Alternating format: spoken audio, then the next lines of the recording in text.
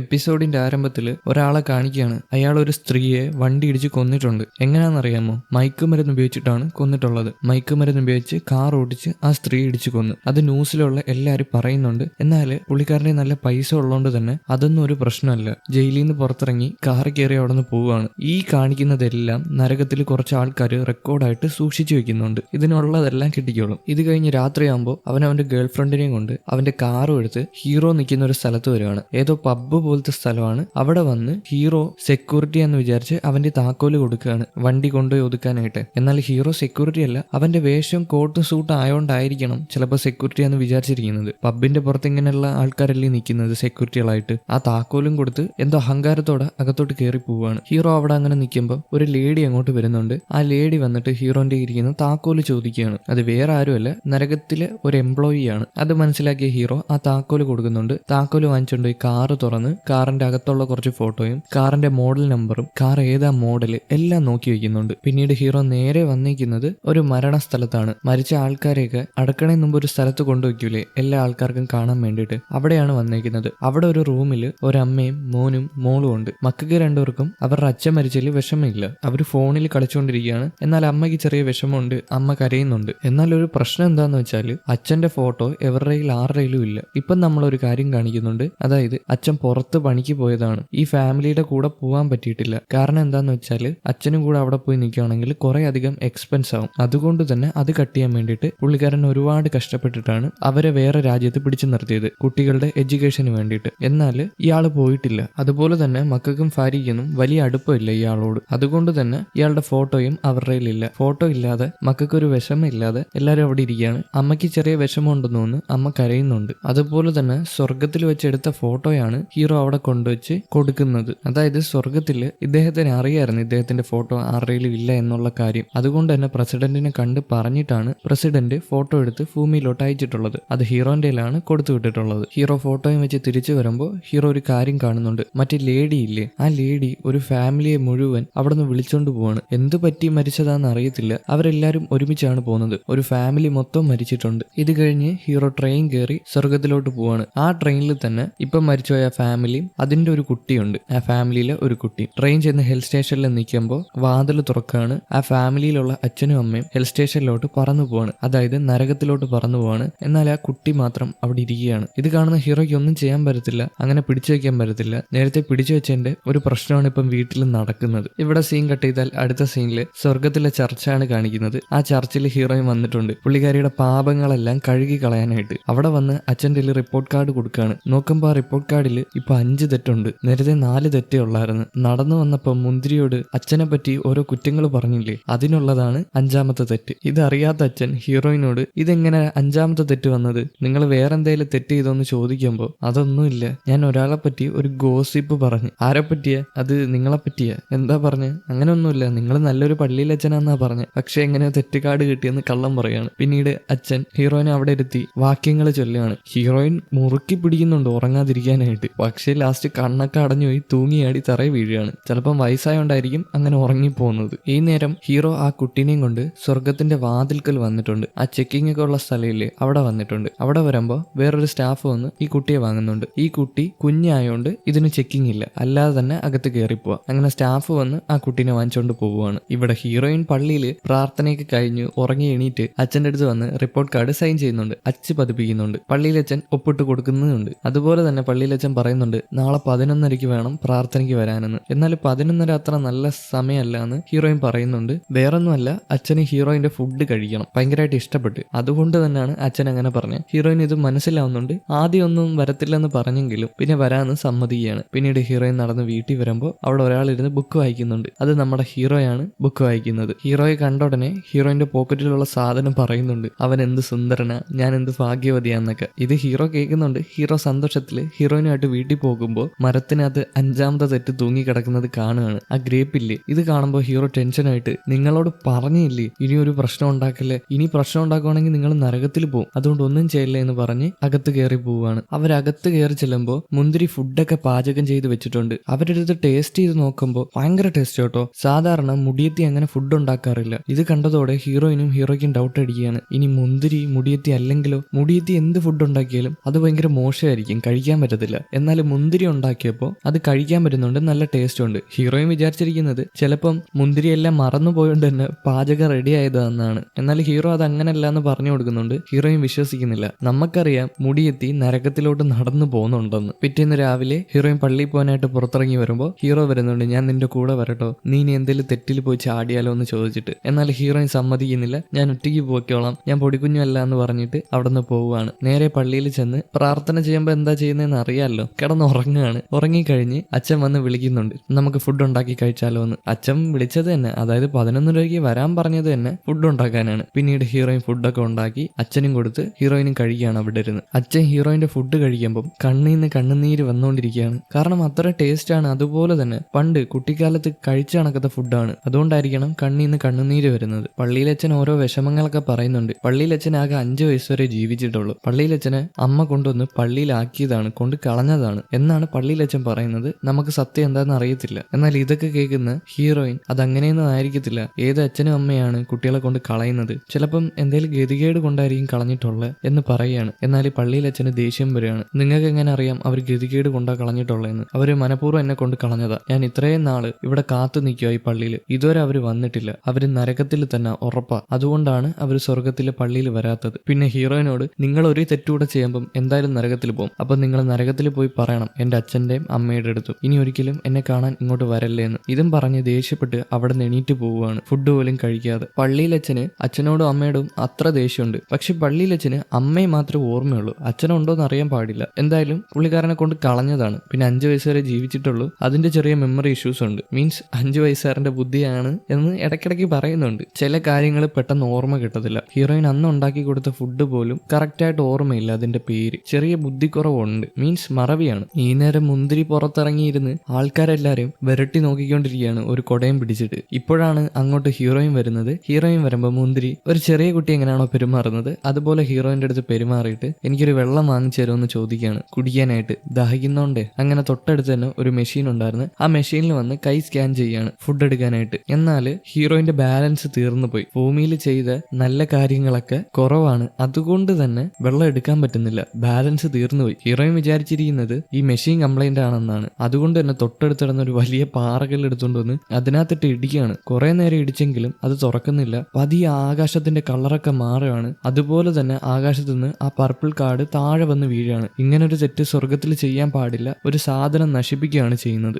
അതുകൊണ്ട് തന്നെ എന്തായാലും ഇപ്പൊ നരകത്തിൽ പോകേണ്ടി വരും. കാരണം 5 തെറ്റ് ആൾറെഡി ചെയ്തിട്ടുണ്ടായിരുന്നു. ഇപ്പൊ 6ാമത്തെ തെറ്റൂടെ ചെയ്ത് 6 തെറ്റായിട്ടുണ്ട്. എന്തായാലും നരകത്തിൽ പോവേണ്ടി വരും. സ്വർഗത്തിൽ അലാറമൊക്കെ അടിക്കുന്നുണ്ട്. ആകാശമൊക്കെ ഇരുളാണ്, ഭയങ്കര ഡാർക്കായിട്ടുണ്ട്. അധികം വൈകാതെ തന്നെ ഒരു കുട്ടി ട്രെയിൻ അങ്ങോട്ട് വരികയാണ്. ആ ട്രെയിൻ വന്ന് ഹീറോയിന്റെ മുമ്പിൽ നിൽക്കുകയാണ്. വാതിൽ തുറക്കുകയാണ്. ഈ നേരം ഹീറോ ഓടി വരുന്നുണ്ട്. ഈ അലാറത്തിന്റെ ശബ്ദമൊക്കെ കേട്ടിട്ട് അവന് മനസ്സിലായി ഈ സ്വർഗത്തിൽ ഒരാൾ മാത്രമേ ഉള്ളൂ ഇത്രയും തെറ്റുകൾ ചെയ്തത്. അതുകൊണ്ട് തന്നെ ഹീറോ ഓടി വരുവാണ് ഹീറോയിനെ പിടിക്കാനായിട്ട്. എന്നാൽ ഹീറോയിനെ പിടിക്കാൻ പറ്റിയില്ല. ഹീറോയിൻ ആ ട്രെയിൻ വലിച്ചെടുത്ത് ഡോറും അടയ്ക്കുകയാണ്. എന്നാൽ ഹീറോ വന്ന് തുറക്കാൻ നോക്കുന്നുണ്ട്, നടക്കുന്നില്ല. ആ ട്രെയിൻ അവിടെ നിന്ന് എടുത്തോണ്ട് പോവുകയാണ് നരകത്തിലോട്ട്. അവിടെ കുറെ ആൾക്കാരൊക്കെ കണ്ടു നിൽക്കുന്നുണ്ട്. ഇതെന്താ സംഭവം എന്നറിയാതെ അവരൊക്കെ നന്നായിട്ട് പേടിച്ചു പോയി. നരകത്തിൽ നിന്ന് ഒരു ട്രെയിൻ വന്നെന്ന് പറഞ്ഞപ്പോൾ ഹീറോ കുറെ സമയമൊന്നും കളയാതെ നേരെ ഹെവൻ സപ്പോർട്ട് സെന്ററിൽ പ്രസിഡന്റിനെ വന്ന് കാണുകയാണ്. എന്നിട്ട് പ്രസിഡന്റിനോടുള്ള കാര്യങ്ങളൊക്കെ പറയാണ്. എന്നാൽ പ്രസിഡന്റിന് ഇതിൽ സഹായിക്കാൻ പറ്റത്തില്ല. കാരണം ഹീറോയിൻ തെറ്റ് ചെയ്തിട്ടാണ് നരകത്തിലോട്ട് പോയിരിക്കുന്നത്. അതുകൊണ്ട് തന്നെ റൂള് ബ്രേക്ക് ചെയ്യാൻ പറ്റത്തില്ല. സ്വർഗത്തിന് കുറെ നിയമങ്ങളൊക്കെ ഉണ്ടല്ലോ, അത് പാലിച്ചേ പറ്റത്തുള്ളൂ. അപ്പൊ ഹീറോ എന്നാ പിന്നെ എന്നെ നരകത്തിലോട്ടയക്ക്, ഞാൻ പോയി ഹീറോയിനെ രക്ഷിച്ചിട്ട് വരാന്ന് പറയും. പക്ഷെ അങ്ങനെയും പ്രസിഡന്റിന് ചെയ്യാൻ പറ്റത്തില്ല. ഈ നേരം ഇവിടെ പട്ടിക്കുട്ടികൾ പ്ലാൻ ഇടുകയാണ്. മെയിനായിട്ട് ദേഷ്യമുള്ള ഒരു പട്ടിക്കുട്ടി ഉണ്ടല്ലോ, അവൻ ബാക്കി 2 പട്ടിക്കുട്ടികളെ ട്രെയിൻ ചെയ്യുകയാണ്. കാരണം ഇത് പള്ളിയിലച്ഛന്റെ സ്ഥലമാണ്, പള്ളിയിലച്ഛന്റെ പെറ്റാക്കാനാണ് അവന്മാരുടെ ഉദ്ദേശം. എന്നാൽ എത്രമാത്രം ഇത് സക്സസ് ആവുമെന്ന് അറിയത്തില്ല. അമ്മമാർക്ക് ഓരോ കാര്യങ്ങളൊക്കെ പറഞ്ഞു കൊടുക്കുകയാണ്, എങ്ങനെ ക്യൂട്ട്നെസ് വിതറി വാരണോന്ന് പറഞ്ഞിട്ട്. പിന്നീട് അവന്മാർ രണ്ടുപേരെയും പള്ളിയിലച്ഛന്റെ വാതിലിന്റെ ഫ്രണ്ടിൽ കൊണ്ട് നിർത്തും. ഡോറി കൊട്ടിയിട്ട് മറ്റവൻ ഓടി രക്ഷപ്പെടും, സൈഡിലോട്ട് മാറി നിൽക്കും. പള്ളിയിലച്ഛൻ പുറത്തിറങ്ങി വന്ന് നോക്കുമ്പോൾ ഈ 2 പട്ടിക്കുട്ടികളാണ് അവിടെ നിൽക്കുന്നത്. ഇത് നല്ല ക്യൂട്ടായോണ്ട് ഇത് അവിടെ തറയിലൊക്കെ കിടന്ന് ഉരുളുകയാണ്, ക്യൂട്ട്നെസ് വാരി വിതറുകയാണ്. ഇത് കാണുന്ന അച്ഛന് പാവം തോന്നി ഇതിനെ 2നെ അങ്ങ് ദത്തെടുക്കുകയാണ്. പള്ളിയിലച്ഛൻ ഇവർ 2 അകത്തോട്ട് കയറ്റിക്കൊണ്ട് പോകുന്നുണ്ട്. മറ്റേ നമ്മുടെ ദേഷ്യപ്പെട്ട പയ്യൻ അവിടെ നിൽക്കുകയും ചെയ്യുന്നുണ്ട്. ഈ നേരം ഹീറോയിൻ നരകത്തിൽ വന്നിട്ടുണ്ട്. ഈ നരകം എന്ന് പറയുമ്പോൾ മോശപ്പെട്ട ആൾക്കാരുടെ സ്ഥലമാണല്ലോ, അതിനകത്ത് തന്നെ കൊലപാതകങ്ങളുണ്ട്, ദുഷ്ടമനസ്സുള്ള ആൾക്കാരുണ്ട്. അങ്ങോട്ടും ഇങ്ങോട്ടും കിടന്ന് അടി ഉണ്ടാക്കുകയാണ് നരകത്തിലുള്ള ആൾക്കാരെ. അവിടെ വെച്ച് തന്നെ ഓരോ ആൾക്കാർ ചത്തുപോകുന്നുണ്ട്, അടിച്ച് കൊന്നു കളയാണ്. അങ്ങനെ ഹീറോയിൻ നടന്ന് നരകത്തിന്റെ ഒരു മെയിൻ ഹാളിൽ വരികയാണ്. അവിടെ തന്നെ നരകത്തിന്റെ ഒരാളുണ്ട് കേട്ടോ. അവിടുത്തെ രാജാവാന്ന് വേണമെങ്കിൽ പറയാം, നരകരാജാവ്. അങ്ങനെ അയാൾ പരിചയപ്പെടുത്തുന്ന എല്ലാവരും. അതുപോലെ തന്നെ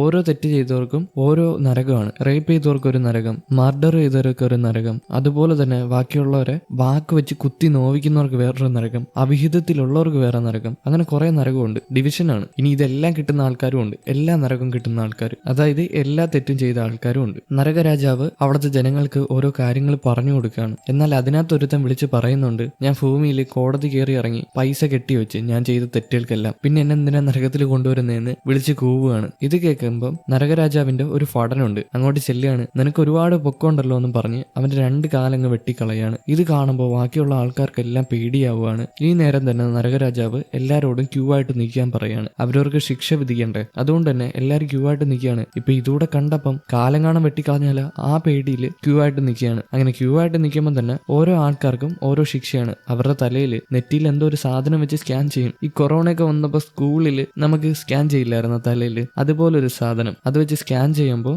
ഓരോ ആൾക്കാർ ചെയ്ത തെറ്റും അവർ ഏത് നരകത്തിലാണ് അവകാശപ്പെട്ടതെന്നും അതിനകത്ത് പറയും. ഒരു ബട്ടൺ ഞെക്കുമ്പം അവർ നിൽക്കുന്ന താഴ്ഭാഗം തുറക്കും. ഈ തെറ്റ് ചെയ്ത ആള് നരകത്തിലോട്ട് പോയി വീഴും. ഈ നേരം താഴെ പള്ളിയിലച്ഛനോട് ബാക്കി 2 പട്ടിക്കുട്ടികൾ മനുഷ്യരൂപത്തിലായിട്ട് ഹീറോയിൻ നരകത്തിൽ പോയെന്നുള്ള കാര്യം പറഞ്ഞു കൊടുക്കുകയാണ്. എന്നിട്ട് എന്താണ് നരകമെന്നും ചോദിക്കുന്നുണ്ട്. എന്നാൽ പള്ളിയിലച്ഛൻ പറയുന്നത് അത് ഭയാനകരമായ ഒരു സ്ഥലമാണെന്നാണ്. നമ്മുടെ ദേഷ്യപ്പെട്ട പട്ടി നരകത്തിൽ പോകാൻ റെഡിയായി നിൽക്കുകയാണ്. ഇവരെ ഇവിടെ ആക്കിയിട്ട് ആ പട്ടിക്ക് അത് തിരിച്ചു വരുമെന്ന് അറിയത്തില്ല. അതുകൊണ്ടാണ് ഇവരെ ഇവിടെ ആക്കിയിട്ട് അത് നരകത്തിലോട്ട് പോകുന്നത്. ഏത് വഴിയാണ് നരകത്തിൽ പോകുന്നതെന്ന് അറിയാൻ പാടില്ല, പക്ഷെ എങ്ങനെയൊക്കെ നരകത്തിൽ പോകാൻ പറ്റും. ഇവിടെ നരകമാണ് കാണിക്കുന്നത്. നരകത്തിൽ ഒരാളെ മിസ്റ്റേക്ക് പറ്റി നരകത്തിലോട്ട് അയച്ചിട്ടുണ്ട്, സ്വർഗത്തിൽ പോകേണ്ട ആളെ. അത് സ്കാൻ ചെയ്തപ്പം ആ മെഷീൻ പറഞ്ഞു കൊടുക്കുകയാണ് തൊട്ടടുത്ത് തന്നെ ഒരു വാതിലുണ്ടായിരുന്നു, ആ വാതിലിൽ കൂടെ സ്വർഗത്തിൽ പോകാൻ പറയുന്നുണ്ട്. അങ്ങനെ അയാള് ആ വാതിലിൽ കൂടെ സ്വർഗത്തിലോട്ട് പോവാണ്. ഇത് കണ്ട കുറച്ചു പേര് നമുക്ക് സ്വർഗത്തിൽ പോവാന്ന് പറഞ്ഞിട്ട് അദ്ദേഹത്തിന്റെ പിറകെ ഓടി ചെല്ലുകയാണ്. ഡോറ് തുറന്ന് അകത്തോട്ട് കയറിയത് മാത്രമേ ഓർമ്മയുള്ളൂ. ലാസ്റ്റ് ചെന്ന് വീഴുന്നത് തീക്കനലിലാണ്. അവകാശപ്പെട്ടവർ മാത്രമേ സ്വർഗത്തിൽ പോകത്തുള്ളൂ,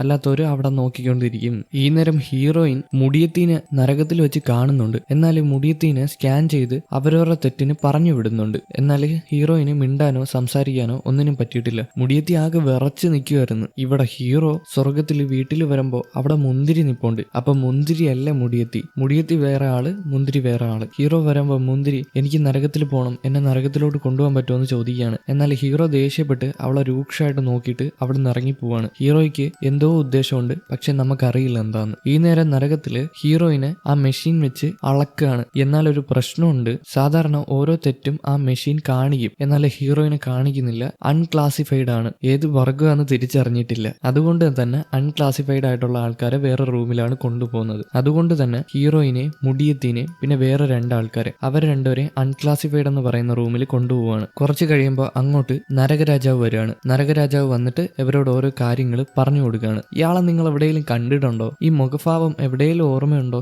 അറിയാവുന്ന ഒരു കമന്റ്. ഇനി ഇത് നിങ്ങൾക്ക് കണ്ടുപിടിക്കാൻ പറ്റിയില്ലെങ്കിൽ ഞാൻ അടുത്ത എപ്പിസോഡിൽ പറഞ്ഞു തരാം. ഇയാളെ കണ്ട ഉടനെ ഹീറോയിന്റെ പോക്കറ്റിൽ മറ്റേ സാധനം ഇല്ലേ, അത് വിളിച്ചു പറയാണ്, ഇയാളെ എനിക്കറിയാം, ഇയാളെ ഞാൻ കണ്ടിട്ടുണ്ട്, സ്വർഗത്തിൽ വെച്ച് കണ്ടിട്ടുണ്ടെന്ന്. നിങ്ങൾക്ക് ആരാന്ന് അറിയാമോ? ഇല്ലെങ്കിൽ ഞാൻ അടുത്ത എപ്പിസോഡിൽ പറഞ്ഞുതരാം. കമന്റിൽ എത്ര പേര് ശരിയാക്കുമെന്ന് നോക്കട്ടെ, നിങ്ങൾക്ക് എത്ര പേർക്ക് ബുദ്ധി ഉണ്ടോന്ന് നോക്കട്ടെ. പക്ഷെ ഇത് ബുദ്ധിയുടെ അല്ല, പരിചയം വെച്ചിട്ടാണ്. കുറെ നേരം കണ്ട് അത് പരിചയമാവും. നരകരാജാവ് പറഞ്ഞു തുടങ്ങുകയാണ്. അൺക്ലാസിഫൈഡ് എന്ന് പറയുന്ന ഗ്രൂപ്പിൽ 2 ആൾക്കാരാണ് മെയിൻ ആയിട്ട് വരുന്നത്. ഒന്ന് ചിലപ്പോൾ കുറച്ചു നേരത്തേക്ക് മരിച്ച ആൾക്കാർ, അവർ കുറച്ചു കഴിയുമ്പോൾ വീണ്ടും ജീവനോടെ പോവും, അവർ തിരിച്ചു പോവും. അല്ലാത്തവര് നരകത്തിലോ സ്വർഗത്തിലോ പോവാൻ അവകാശപ്പെട്ടവര്, രണ്ടിലും പോകാൻ പറ്റും. എന്നാൽ അത് നമ്മൾ വെയിറ്റ് അളന്നിട്ടായിരിക്കും നോക്കുന്നത്. നിങ്ങൾ എത്ര നല്ല കർമ്മങ്ങൾ ചെയ്തിട്ടുണ്ടോ അതിന്റെ എല്ലാം വെയിറ്റ് നമ്മൾ അളന്ന് നോക്കും. നിങ്ങളുടെ വെയിറ്റ്, നിങ്ങളുടെ പാപത്തിന്റെ വെയിറ്റ്, അതായത് 49 കിലോയ്ക്ക് മണ്ടയിലാണെങ്കിൽ നിങ്ങൾ എന്തായാലും നരകത്തിന് അവകാശപ്പെട്ടവരായിരിക്കും. പക്ഷേ 49 കിലോയ്ക്ക് താഴെയോ 49 കിലോയോ ആണെങ്കിൽ നിങ്ങൾ സ്വർഗത്തിന് അവകാശപ്പെട്ടവരായിരിക്കും. അതുകൊണ്ട് തന്നെ നമുക്ക് വെയിറ്റ് അളന്ന് നോക്കാന്ന് പറയുകയാണ്.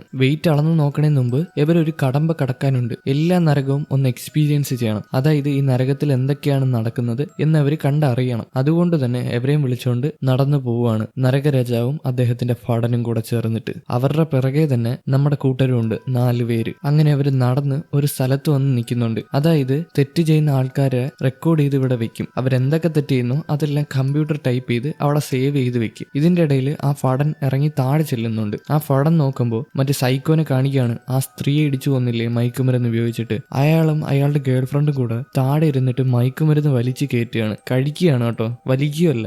ഈ മയക്കുമരുന്ന് അടിച്ചിട്ട് കാർ എടുത്തിട്ട് പോവാൻ നിൽക്കുകയാണ് എങ്ങോട്ടോ. എന്നാൽ ഫടൻ അറിയാം ഈ കാറ് ഒരു ഫാമിലിയിൽ ഫാമിലിനെ തന്നെ ഇല്ലാണ്ടാക്കുമെന്ന്. ഇത് മനസ്സിലാക്കിയ ഫഡൻ അവിടുത്തെ ഒരു എംപ്ലോയിയോട് പെട്ടെന്ന് തന്നെ ആ കാർ പൊട്ടിത്തെറിപ്പിച്ച് ഈ കാർ ഇനിയും മുന്നോട്ട് പോവുകയാണെങ്കിൽ ഒരു ഫാമിലി തന്നെ ഇല്ലാണ്ടാവും. ഇത് മനസ്സിലാക്കിയ അവിടുത്തെ എംപ്ലോയി ഒരു സ്വിച്ചിനകത്ത് പിടിച്ച് ഞെക്കുമ്പോൾ ആ കാറ് പൊട്ടിത്തെറിച്ച് ചാവുകയാണ് അവർ രണ്ടുപേരും. വേറൊന്നുമല്ല, മയക്കുമരുന്ന് ഉപയോഗിച്ചിട്ടാണ് കാർ ഓട്ടിക്കുന്നത്. അങ്ങനെ ചെന്ന് കയറി കൊടുക്കുകയാണെങ്കിൽ നേരത്തെ തന്നെ അവർക്ക് അറിയാൻ പറ്റും എന്തൊക്കെ നടക്കുമെന്ന്. ഒരു ഫാമിലി തന്നെ മരിച്ചു പോകും അവർ കാർ കൊണ്ടുവച്ച് ഇടിച്ചിട്ട്. അതുകൊണ്ടാണ് എംപ്ലോയി അങ്ങനെ ചെയ്തത്, ഫഡൻ അങ്ങനെ പറയുകയും ചെയ്തത്. പിന്നെ നമ്മുടെ സൈക്കോ ഉണ്ടല്ലോ, കാറ് പൊട്ടിത്തെറിച്ച് നരകത്തിൽ വന്നിട്ടുണ്ട്. നരകത്തിൽ അങ്ങനെ നോക്കി നിൽക്കുകയാണ്. ഈ നേരം ഹീറോ ട്രെയിൻ കയറി നരകത്തിലോട്ട് വരുന്നുണ്ട്. എന്തിനി ഉണ്ടാവുമോ എന്തോ. കൂടെ തന്നെ മറ്റേ പട്ടിക്കുട്ടി ഉണ്ട് കേട്ടോ. പട്ടിക്കുട്ടിയും ട്രെയിൻ കയറിയിട്ടാണ് പോകുന്നത്. അപ്പൊ ഇവര് ട്രെയിൻ കയറിയിട്ട് നരകത്തിലോട്ടും സ്വർഗത്തിലോട്ടും പോകാൻ പറ്റും. ഹീറോ ഒന്നും ചിന്തിക്കാതെ തന്നെ അവിടെ ഒരു ലൈൻ ഉണ്ട്, ആ ലൈൻ ക്രോസ് ചെയ്ത് പോവാണ്. എന്നാൽ നമ്മുടെ പട്ടിക്കുട്ടി മനുഷ്യരൂപത്തിലാണല്ലോ. മനുഷ്യരൂപത്തിൽ ആ ലൈൻ ക്രോസ് ചെയ്യുമ്പോൾ പട്ടിയാവും, തിരിച്ച് ആ ലൈൻ്റെ ഇപ്പുറം വരുമ്പോൾ മനുഷ്യനാവും. അതായത് ആ ലൈൻ്റെ അപ്പുറം ക്രോസ് ചെയ്യുകയാണെങ്കിൽ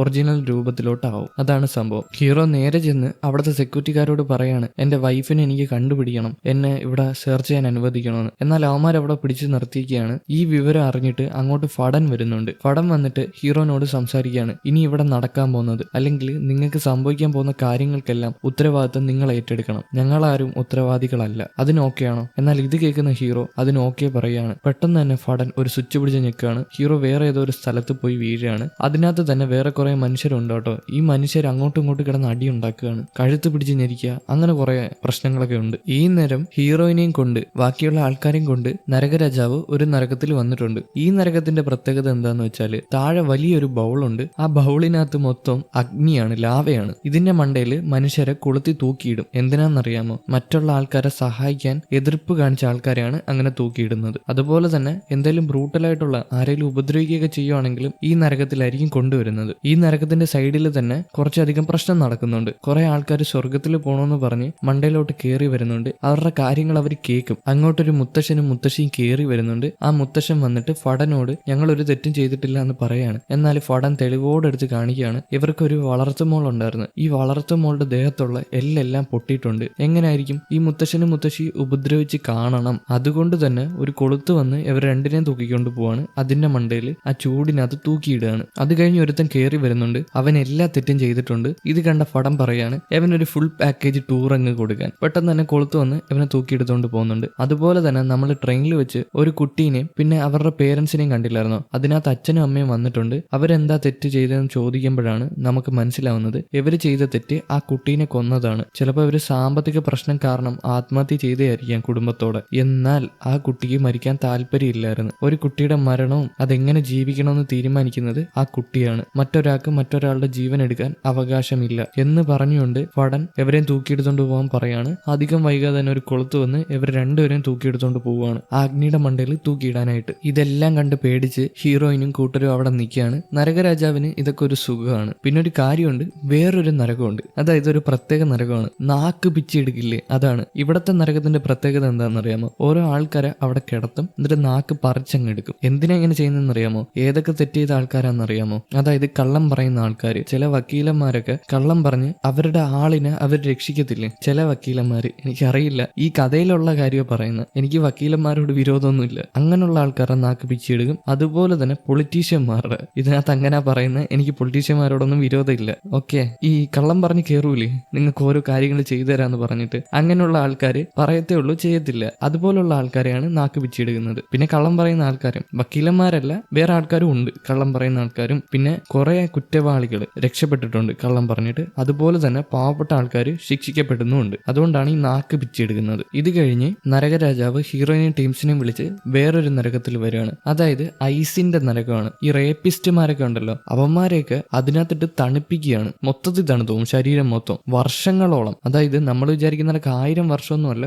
കോടിക്കണക്കിന് വർഷം അതിനകത്തിട്ട് അങ്ങ് തണുപ്പിക്കും. ഭയങ്കര പെയിൻ ആയിരിക്കും കേട്ടോ. അല്ലെങ്കിലും യവന്മാരെ പോലുള്ളവന്മാർക്ക് ഇത് തന്നെ ശിക്ഷ, നശിക്കട്ടെ അങ്ങ്. അടുത്ത നരകം, ഈ അഭിഹിതത്തിലിരിക്കുന്ന ആൾക്കാരില്ലേ, അവരൊരു റൂമിൽ കൊണ്ടുവരും. എന്നിട്ട് ഈ റൂമിന് ചുറ്റും മുള്ളാണ്, 4 സൈഡും മുള്ളാണ്. എന്നിട്ട് രണ്ടുപേരെ അതിനകത്തിട്ട് അങ്ങ് അമക്കും. ഫിറ്റി ചെറുതായി വന്നിട്ട് ഇവിടെ ഒരു കപ്പിൾസിന്, അതായത് അവിഹിതത്തിലിരിക്കുന്ന ആൾക്കാർ, അവരെ അമക്കാൻ നിൽക്കുമ്പോൾ അതിനകത്തുള്ള ആണുണ്ടല്ലോ, ആ പെൺകുട്ടിയെ ഫ്രണ്ടിലോട്ട് പിടിച്ചങ്ങ് നിർത്തുകയാണ്. ഒരു പ്രശ്നം വന്നപ്പോൾ കണ്ട കൂടെ നിൽക്കുന്നില്ല, ആ പെൺകുട്ടിയെ തന്നെ ഫസ്റ്റ് ബലി കൊടുക്കുകയാണ്. അതിന്റെ ദേഹത്ത് കുത്തി കയറിയിട്ടാണ് അവന്റെ ദേഹത്ത് കുത്തി കയറുന്നത്. ആ വാതിൽ വഴി രക്തം പുറത്തു വരുന്നുണ്ട്. ഇത് കഴിയുമ്പോൾ നമ്മുടെ ദേശീയക്കാരനായിട്ടുള്ള പട്ടിക്കുട്ടനെ കാണിക്കുകയാണ്. അവൻ നരകത്തിൽ നടക്കുമ്പോൾ അവൻ എന്തോ ഒരു മണം കിട്ടുകയാണ്. നോക്കുമ്പോൾ അവന്റെ പഴയ പഴയ മാസ്റ്ററാണ് കേട്ടോ. ഈ പട്ടിക്കുട്ടനെ ഉണ്ടല്ലോ, ഇവൻ വീട്ടിൽ മൂത്രമൊഴിച്ചെന്ന് പറഞ്ഞിട്ട് അയാൾ ഭയങ്കരമായിട്ട് ഉപദ്രവിക്കുമായിരുന്നു. അതുപോലെ തന്നെ ഇവന്റെ മൂത്രമൊഴിപ്പ് കാരണം ഇവൻ ഭയങ്കര ശല്യമായിട്ട് അയാൾക്ക് തോന്നി. അതുകൊണ്ട് തന്നെ ആരും ഇല്ലാത്തൊരു സ്ഥലത്ത് കൊണ്ടുപോയി കെട്ടിയിട്ടിട്ട് ഇങ്ങേരുടെ പണി നോക്കിപ്പോയി ആ പട്ടിക്കുട്ടീനെ അവിടെ കെട്ടിയിട്ടിട്ട്. അത് ഇവൻ മനസ്സിൽ ആലോചിക്കുകയാണ്, ഇയാൾ ഈ നരകത്തിൽ കൂടെ പോകുമ്പം നമ്മുടെ പട്ടിക്കുട്ടന് സന്തോഷമാവുന്നുണ്ട്, കാരണം തെറ്റ് ചെയ്തതിന് ശിക്ഷ കിട്ടാൻ പോവല്ലേ. ഇവിടെ സീൻ കട്ട് ചെയ്താൽ അടുത്ത സീനിൽ നമ്മളെ കാണിക്കുന്നത് വേറൊരു നരകമാണ്. അവിടെ ഒരു നരകമുണ്ട്, താഴെ അഗ്നിയാണ്, അതിന്റെ നടുക്കൂടെ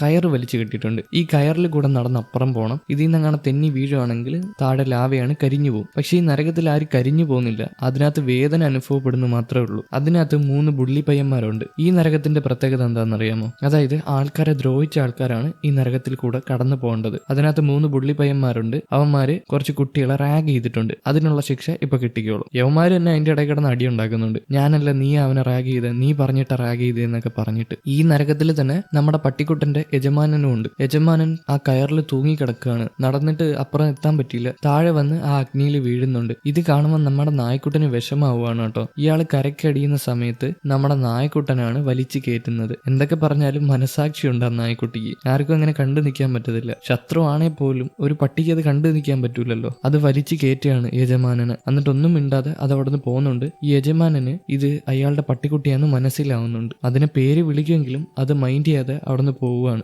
ഈ നേരം നമ്മുടെ ഹീറോയിനേക്ക് എല്ലാ നരകങ്ങളും കാണിച്ച് അവസാനം ഒരു റൂമിൽ കൊണ്ടുവരാണ്. ഇവിടെ വെച്ചാണ് അവർ ചെയ്ത പാപത്തിന്റെ നല്ല കാര്യത്തിന്റെ തൂക്കം എടുക്കുന്നത്. ആദ്യത്തെ 2 പേരെ തൂക്കും, അതായത് ആ സ്ത്രീയെയും ആ പുരുഷനെയും. എന്നാൽ ഇവർ രണ്ടുപേരും ഇനി ജീവനോടെ പോകേണ്ടവരാണ്. കുറച്ചു നേരത്തേക്ക് മരിച്ച ആൾക്കാരാണ്. എന്തെങ്കിലും ആക്സിഡന്റ് ഒക്കെ പറ്റി കോമയിലൊക്കെ ആവൂലേ, അതുപോലുള്ള ആൾക്കാരാണ്. അവരെ തൂക്കുന്ന സമയത്ത് അവരുടെ തൂക്കം 0 അതുകൊണ്ട് തന്നെ അവരെ വെറുതെ വിടാണ്. പിന്നീട് ഹീറോയിന്റെ ടേൺ ആണ്. ഹീറോയിൻ ആ വെയിങ് മെഷീനിൽ കയറി നിൽക്കുമ്പോൾ 50 കിലോ ഉണ്ട് കേട്ടോ. പതിയെ 50 കിലോ കുറഞ്ഞ് 49 ആവുന്നുണ്ട്. നരകരാജാവ് ഇത് കണ്ട് വാ പൊളിക്കുകയാണ്.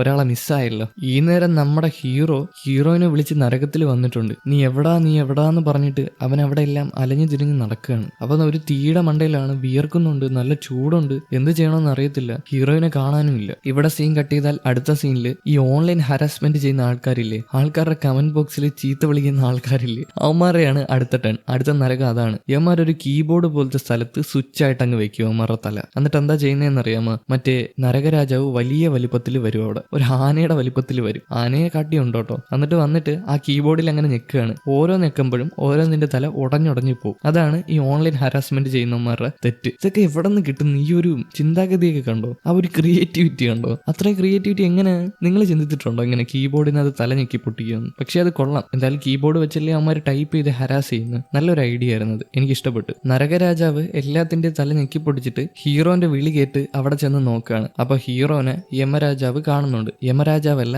നരകരാജാവ്. ഹീറോ നരകരാജാവിനോട് ഞാൻ എന്റെ ഭാര്യയെ തേടി വന്നതാണ്, ഞാൻ എന്റെ ഭാര്യയും കൊണ്ടേ പോകത്തുള്ളൂ എന്ന് പറയും. എന്നാൽ യമരാജാവ് നിനക്ക് അങ്ങനെ കൊണ്ടുപോകാം, പക്ഷെ ഒരു ഡിമാൻഡ് ഉണ്ട്. നീ ഇവിടെ ഉള്ള എല്ലാ നരകങ്ങളും എക്സ്പീരിയൻസ് ചെയ്യണം. ഓരോ നരകത്തിൽ കൂടെ നീ കടന്നു പോകണം. എന്നാ പിന്നെ നിന്റെ ഭാര്യയെ ഞാൻ തന്നെ സ്വർഗത്തിലോട്ട് അയച്ചോളാം എന്ന് പറയും. ഇത് കേട്ട ഹീറോ അയാളോട് ഞാൻ നിങ്ങളെ വിശ്വസിക്കുന്നുണ്ടെന്നും പറഞ്ഞ് താഴോട്ടെടുത്ത് ഒറ്റ ചാട്ടമാണ്. താഴെ എന്താണ്? അഗ്നിയാണ്. ഇതും കാണിച്ചുകൊണ്ടാണ് 5ാമത്തെ എപ്പിസോഡ് ഇവിടെ അവസാനിച്ചിരിക്കുന്നത്. എന്നാ പിന്നെ അടുത്ത എപ്പിസോഡുമായിട്ട് കാണാം. Okay, by.